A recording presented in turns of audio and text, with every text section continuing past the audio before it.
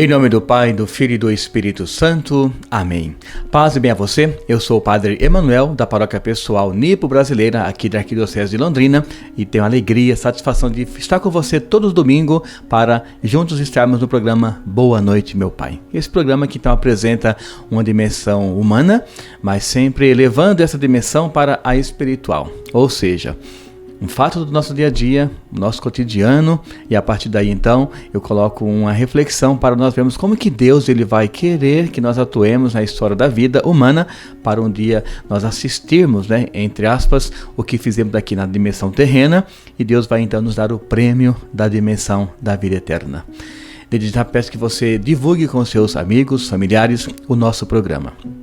Tem um link aí embaixo que você clica e você manda para todos os seus grupos. E de modo muito especial, não somente esse programa, que é o do Padre Emanuel, Boa Noite Meu Pai, mas também de toda a programação da Rádio Alvorada de Londrina, que nós temos esse carinho de falarmos que é a Catedral no Ar. Hoje então, não somente no ar, ou seja, no rádio, nas ondas do rádio, mas também em todo o mundo através da internet. Irmãos e irmãs, nossa história de vida passa sempre por um fio condutor. Nós assim falamos que existe uma linha que vai nos direcionando e nos impulsionando para buscarmos a nossa vida, compreendermos o que Deus realmente espera de todos nós. E como eu disse agora há pouco, nós temos uma linha na qual nós vamos observando nossas ações diárias para vermos o que nós estamos fazendo nessa nossa vida, do que nos conduz para uma dimensão de alegria, para sabermos se estamos ou não indo de acordo com o que Deus espera de todos nós. Então, eu coloquei hoje como tema do nosso programa essa frase: saber onde estamos nos alimentando.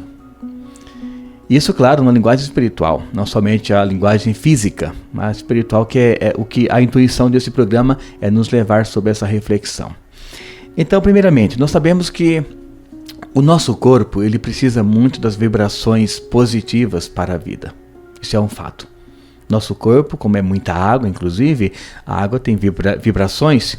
Quando você joga uma pedra numa represa, por mais grande ou pequena que seja essa pedra, ela vai causar uma onda e vai chegar até o final, até onde você está, até a barreira, até o limite da água com a terra. Ou seja, é um processo natural. Por mínima que chegue esta onda, ou o barulho dela, ou a própria essência dela, por mínima que seja, vai chegar sim onde está a divisão da terra com a água, ou melhor, da água com a terra. Pode ver, por exemplo, um tsunami. Como que ele chega, Como que ele devasta? Ele começou em algum ponto, no meio do mar, por exemplo, e esta onda ela vai se alastrando, vai pegando força, tamanho, até chegar a uma proporção de destruição. Então, mínimo ou máximo, esta onda ela chega. Então, o nosso corpo também tem essa mesma variação. Então, irmãos e irmãs, nesse contexto de onda do corpo, em relação ao que nós recebemos, que nós refletimos também, é que eu quero dizer sobre a nossa qualidade de vida. Nós temos, sem dúvida alguma, uma meta a ser seguida, uma meta no plano espiritual. Então, por exemplo, quando eu coloco a meta para a minha pessoa buscar coisas boas, eu vou, logicamente, começar a iniciar a minha semana ou até mesmo um ano novo. Estamos agora começando, por exemplo, o mês de fevereiro, É um momento oportuno para nós darmos esse passo inicial. Estamos começando o quê? Estamos buscando, na verdade, uma intenção de uma qualidade de vida melhor. Então, por exemplo, quando você começa a dizer, eu quero uma qualidade de vida melhor no meu campo humano. Então, o exercício, por exemplo, o saber o que você está comendo, a quantidade do que se come, o que realmente está comendo naquele alimento, que muitas vezes é uma coisa, você vai avaliar é outra pela indústria química. Então, tudo isso faz parte do quê? De um bom processo de vida que vai emitir para você qualidade de vida humana, que vai refletir também, claro, na dimensão espiritual. Alguém que não está doente com muita frequência, ele tem alegria e prazer em estar indo à igreja, por exemplo. Alguém que está com muita frequência, dor de cabeça ou mal-estar, não tem alegria de ir na igreja, porque está sempre com mal-estar, dor de cabeça intensa e ouvindo pessoas e o padre falando o tempo todo na homilia e também, claro, em todo o rito da missa, 1 hora quase que ouvindo. Quem não tem uma qualidade boa de vida, isso eu sei que isso atrapalha. Então, quando eu falo de nós olharmos o que estamos ingerindo, é nesse sentido. Mas o foco principal aqui é o espiritual. Então, por exemplo, sabermos o que nós estamos procurando de leitura. Eu vou falar daqui a pouquinho sobre os santos, né? Homens e mulheres que desenvolveram uma capacidade humana muito especial de se conectarem com Deus através da leitura e, pós-leitura, um momento de reflexão, que é a oração pessoal, que é a intimidade com Deus. Então, irmãos e irmãs, essas ondas que nós buscamos, muitas vezes nós não as conhecemos, mas elas trazem para nós uma fidelidade daquilo que é realmente o projeto de Deus. Então, daqui para frente, por exemplo, faça a experiência de deitar um pouquinho no lugar apropriado, com um som ambiente. Você vai, por exemplo, ouvir uma música que sempre tocou a sua infância ou juventude. Sempre. Deixe essa música tocando num tom que seja agradável para você, por exemplo, onde nada possa interferir, e você vai quase que se alimentando da letra e da música. Isso são coisas diferentes. A música é uma coisa, a letra é outra. E você vai se alimentando. A música são os tons, os instrumentos. E a letra, claro, é o que vai dar sentido à sua reflexão. Você vai quase que engolindo tudo isso na dimensão espiritual, e isso vai se espalhando como ondas para o seu corpo, e você vai ter certeza que daqui para frente, daquele momento em diante, a sua vida será outra, numa dimensão de reflexão no campo espiritual. Então não deixe com que as coisas do mundo, elas reflitam sobre suas escolhas, sobre como você quer, quem você quer ser no seu dia a dia em relação à vida espiritual. Então procure, por exemplo, numa leitura bíblica também, saborear o que está acontecendo. Eu gosto muito de citar um exemplo, um retiro que eu fiz, onde o pregador falou assim, olha, vamos ler um pouco sobre Gênesis. Aí ele disse, parece um livro muito conhecido por todos nós, mas eu tenho certeza que após esse retiro vocês verão Gênesis de outra maneira. E olha, pura verdade. Veja só o que aconteceu. Nessa reflexão, ele pediu para nós fecharmos os olhos, né? E ele foi lendo muito devagar, muito espaçosamente, né? Ele foi lendo sobre a criação. Logo no comecinho de Gênesis, capítulo 1. Ele foi lendo, foi refletindo bem devagarzinho, e quando acabou a leitura, ele disse, agora eu vou ler de novo, mas mais pausado do que a primeira vez. E assim foi. 3 vezes, bem pausado. E a gente, com o som ambiente que ele já havia escolhido, cada pessoa ali no seu ambiente, né, uma sala muito grande, e depois ele falou assim, agora cada pessoa vai no jardim, que era uma chácara de retiros, e cada pessoa vai então poder experimentar, né, o que você realmente ouviu dessa leitura de hoje. E assim foi, só que ele deu uma instrução, que foi o segredo. Ele falou assim, ao invés de alimentar-se somente do que vocês estarão lendo, vocês tentam reproduzir o que está acontecendo. E aí veio o grande lance, que foi quando nós estávamos lendo, né, cada pessoa, é claro, lendo sobre Gênesis, a criação, só que ele falou assim, olha, vocês vão tentar escutar na leitura os passos de Deus. Já estão em uma chácara, estão debaixo de árvores, então vocês não vão ler. E Adão e Eva escutavam os passos de Deus que estava chegando. Não, vocês vão escutar literalmente que naquele momento os passos de Deus estão acontecendo e estão revirando aquelas folhas que estão perto de vocês. E olha, a experiência foi válida. Eu a falo porque eu a fiz. Então, quase que nós escutávamos, né, numa dimensão espiritual, aquele passo se aproximando e Deus falando com a gente. E claro, o retiro foi uma grande riqueza. Então aproveite esse mês de fevereiro e faça também essa experiência. Do que eu me alimento na dimensão espiritual? O que eu estou buscando? O que eu estou ouvindo? E o que eu quero que faça então a minha estrutura na dimensão espiritual? Irmãos e irmãs, tudo isso reflete de maneira muito direta nas nossas relações. Eu falei agora há pouco sobre a sua relação com Deus, né? Na dimensão da leitura e também na dimensão do que estamos escutando, que vai então formar, né? Vai concretizar a nossa conquista espiritual. E aqui eu coloquei uma dimensão importante que o mundo inteiro vive. e que hoje está um pouco defasado. Talvez porque não procuram, não se informam direito sobre como deve ser essa questão, ou talvez porque os valores, o mundo, ele está dando um valor, um significado diferente ao valor que é isso que eu irei falar daqui a pouquinho para você. É sobre o matrimônio. O que você está alimentando, aliás, do que você está se alimentando em relação ao seu matrimônio? Porque nós temos várias receitas para que o matrimônio possa ir bem. Não existe matrimônio perfeito, isso é um fato. Não procure, não espere e não se case com esse pensamento. Ou você vai ser uma família perfeita. Não existe isso. Isso é um fato, dimensão humana. A gente tem que ter essa consciência. Agora existe o quê? Existe harmonia onde nós estamos. Existe desejo de mudança em dificuldades que as pessoas passam. Existe, aliás, esforço, que é o desejo, de querer mudar uma situação de conflito. Isso sim existe. Então é sobre isso que eu quero falar com você agora, sobre o que estamos nos alimentando, o que você se alimenta em relação ao seu matrimônio. Aqui eu coloquei alguns pontos, na verdade foram 1, 2, 3, 4, 5 pontos que eu coloquei, para nós vermos como que este alimento, onde cada ponto que eu vou tocar é um alimento salutar, como que esses alimentos eles vão nutrir, na verdade, uma dimensão matrimonial. Então, a primeira, ou melhor, o primeiro alimento que eu quero colocar para o seu matrimônio, para dizer o que você está se alimentando, é a confiança. Não existe um matrimônio sadio, maduro e cristão se não tem confiança de um para com o outro. Esse ponto ele é indiscutível.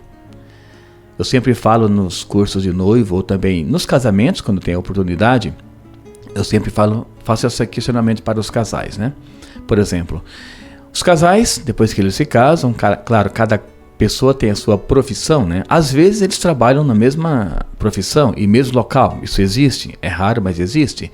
Mas a maioria, cada um trabalha em lugar diferente.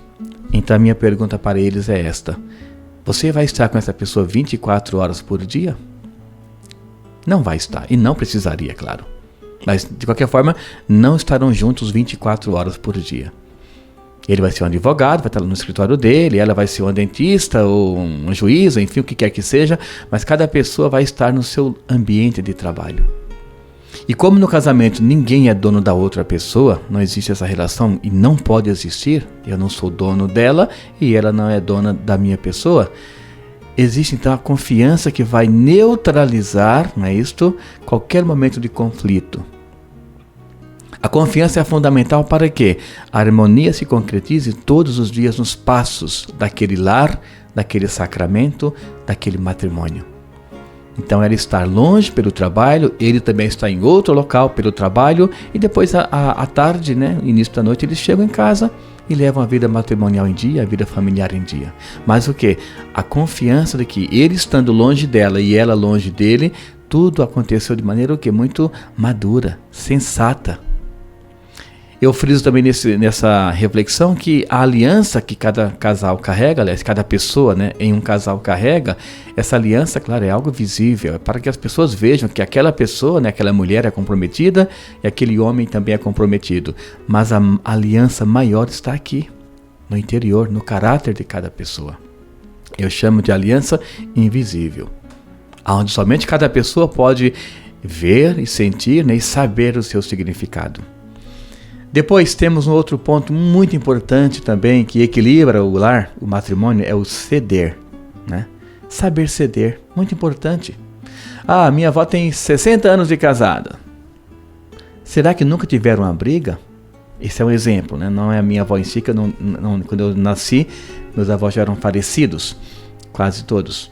Mas, por exemplo, quando um casal chega a 60 anos de casado, será que alguém pode perguntar, nossa, mas o que aconteceu?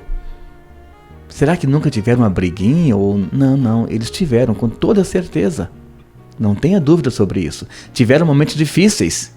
Tiveram sim, mas alguém soube ceder. E ceder não significa submissão, significa que a pessoa é madura. Olha, amanhã veremos sobre esse assunto. Por hoje não vamos. É como disse o Evangelho há um tempo atrás, em janeiro, no batismo do Senhor, né, que falou João Batista. Ele questionou, né? Aliás, Jesus questionou João Batista sobre o batizado, né? Disse, mas eu vim para ser batizado contigo, né? E ele falou que depois, deixa como está, para que se cumpra a vontade de Deus. Então, na dimensão também do matrimônio, o ceder é exatamente isto. Não é deixar passar, ou passar um paninho, ou cobrir o sol com a peneira, não, porque isso depois vai vir muito mais forte. Mas é saber que agora não é momento de falarmos sobre isso. Nós estamos cansados, estamos bravos um com o outro, então amanhã a gente conversa sobre isso. Mas o assunto tem que voltar. Ele só se resolve quando é posto à mesa. Conversado, entendido e resolvido. Depois, os planos.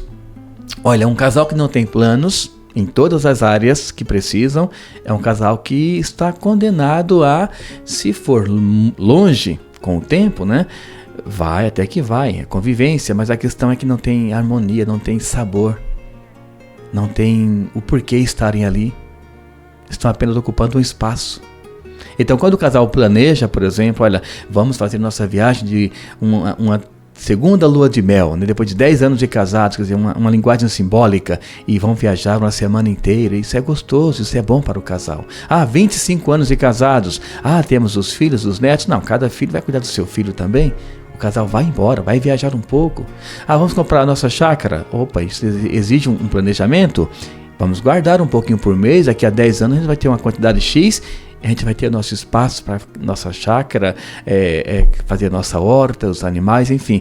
Tudo isso faz parte de um equilíbrio humano, afetivo e espiritual das pessoas para viverem bem. Depois, a oração.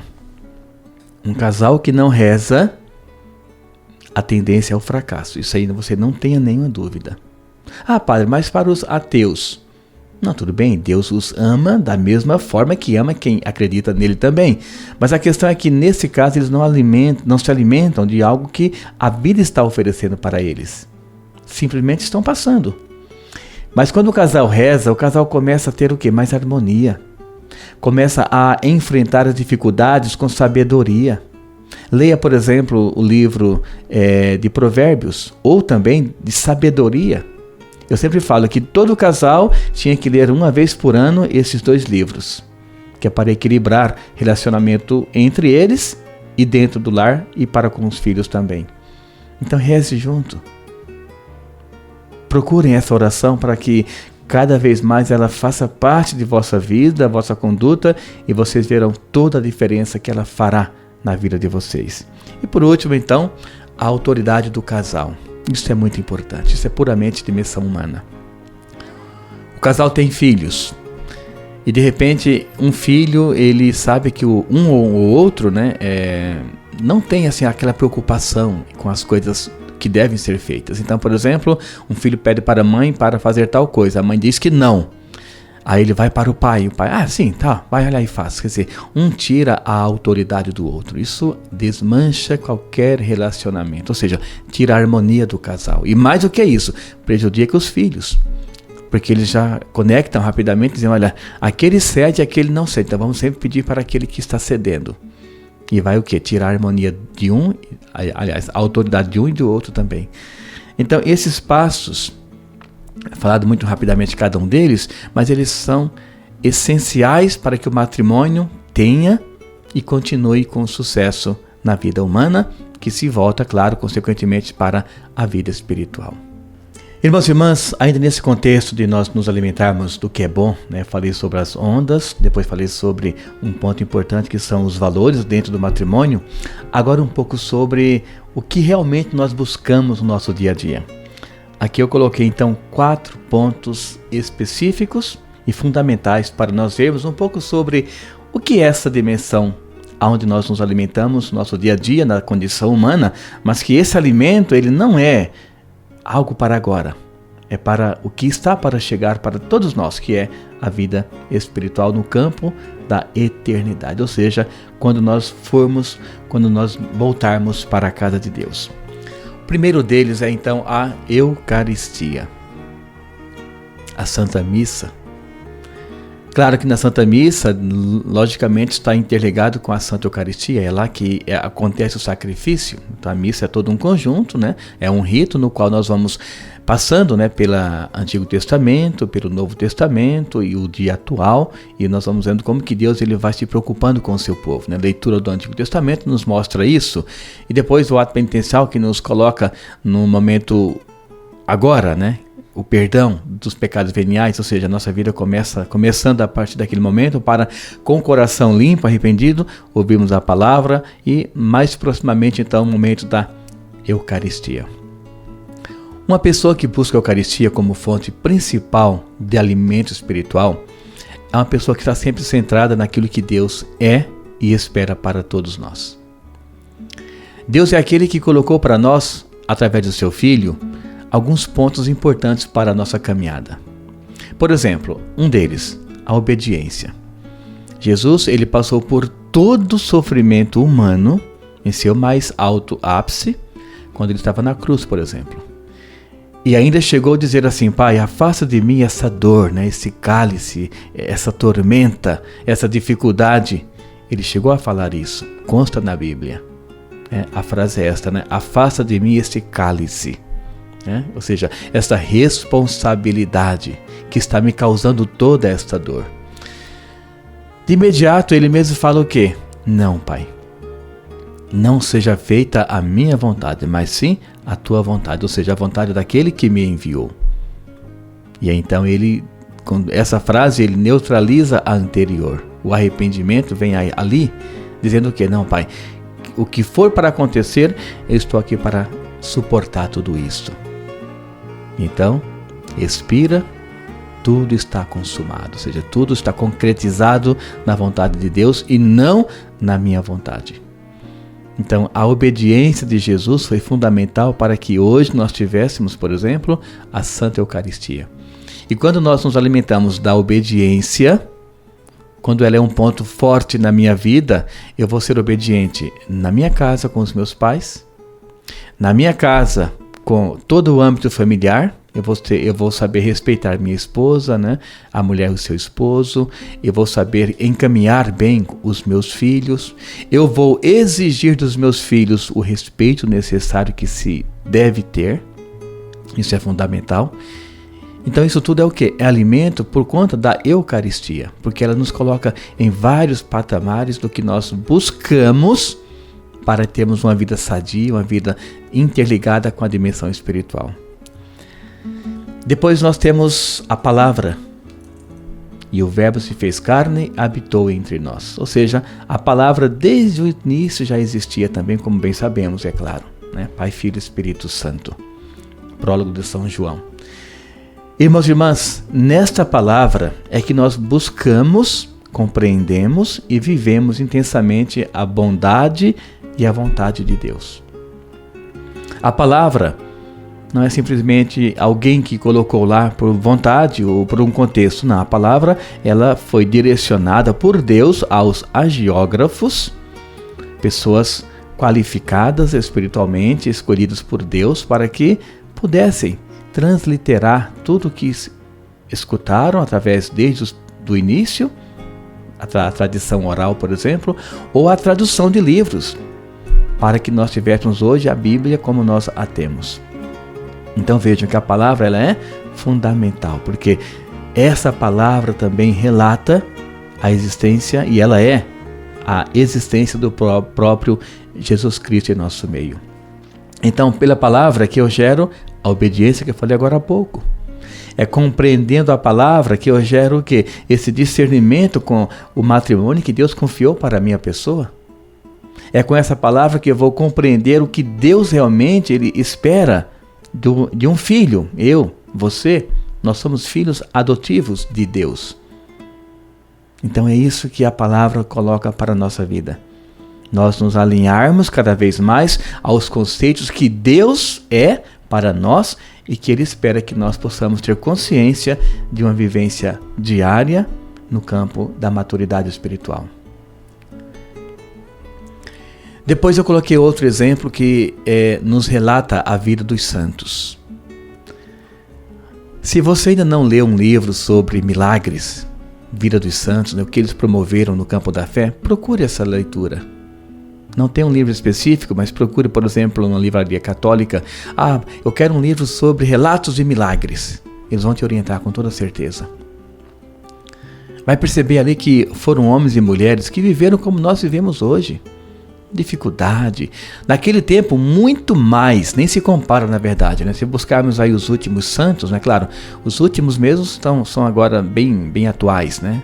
Carlos Acutis, por exemplo. Mas se voltarmos em Chica, se voltarmos a Irmã Dulce, né?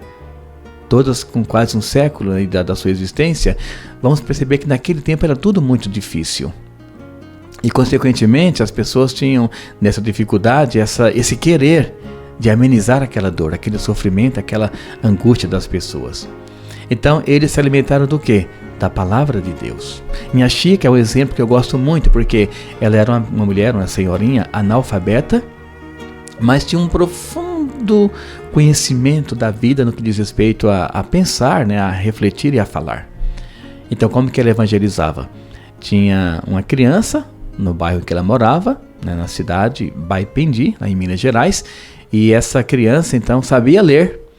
E a Chica sempre caminhava com essa criança, adolescente. E essa criança então chegava nas casas que a Chica fazia a visita, essa criança lia um pouco da palavra, e a Chica, ao escutar a leitura, depois fazia uma reflexão, ou seja, uma homilia, digamos assim. E toda a palavra vinha com sabedoria. Esse foi um grande marco de Inha Chica. Não sabendo ler, mas ao escutar a palavra de Deus, pela voz da criança, ela dava uma catequese fundamental para a conversão de muitas e muitas pessoas. E depois, o último momento é a vida pessoal de oração. Olha como isso é importante. Quem reza, quem faz uma oração diária, ela consegue com toda certeza compreender e sentir quando Deus quer falar com ela e quando Deus está falando com ela. Maria foi dessa forma. Quando o anjo anunciou, né, quando o anjo falou com ela, ela sabia que não era voz externa a algo que ela tinha criado. Não, é experiência divina. Samuel, enquanto era apenas um pensamento dele mesmo, né, voltou lá por 3 vezes, dizendo: estás me chamando? Ao sacerdote. Ele: não te chamei. Aí na 4ª vez ele recebe a instrução do sacerdote e diz o quê? Já que eu fui instruído, agora eu tenho sabedoria. Não é mais uma voz que fala, é a própria voz de Deus. Então a frase, né? Estou aqui, Senhor. Maria, eis aqui a serva do Senhor. Jesus, faça-se em mim segundo a vontade do Pai ali na cruz. Ou seja, a entrega quis ter esse significado. Tudo está consumado, ó Pai. Então, irmãos e irmãs, a vida de oração, a vida pessoal de oração, ela é muito importante. E no matrimônio tem que ter a vida de oração da família, que é os pais com os filhos, tem que ter a vida de oração do casal, literalmente, né, ele e ela rezando juntos, e tem que ter também a vida de oração pessoal, literalmente ele reza o que ele sempre rezou antes de conhecer aquela pessoa, antes do casamento, e ela também. Então vejam que esse nosso momento oportuno de buscarmos o nosso passado se concretiza ali também. Então a oração pessoal do casal, né? A oração do casal em si, que eles criaram depois que se casaram, uma maneira justa de se conectarem com Deus, e a oração onde coloca os filhos juntos, um terço, por exemplo, ou até mesmo uma leitura e uma reflexão em conjunto. Então vejam, o alimentar é fundamental para buscarmos em Deus uma vida onde vamos nos aproximando cada vez mais dele. Então não deixe isso passar na sua vida. Não deixe esse mês de fevereiro começar e você deixar passar isso em branco. Faça um projeto. Junte sua família e possa dizer: olha, de hoje em diante faremos isso para nos alimentarmos espiritualmente. O Senhor esteja convosco. Ele está no meio de nós. Que mais uma vez desça sobre você, o seu lar, sua família e o seu mês de fevereiro. A bênção do Deus Todo-Poderoso, Pai, Filho e o Espírito Santo. Amém. Um grande abraço, fique com Deus e até o próximo domingo com as bênçãos do nosso Pai.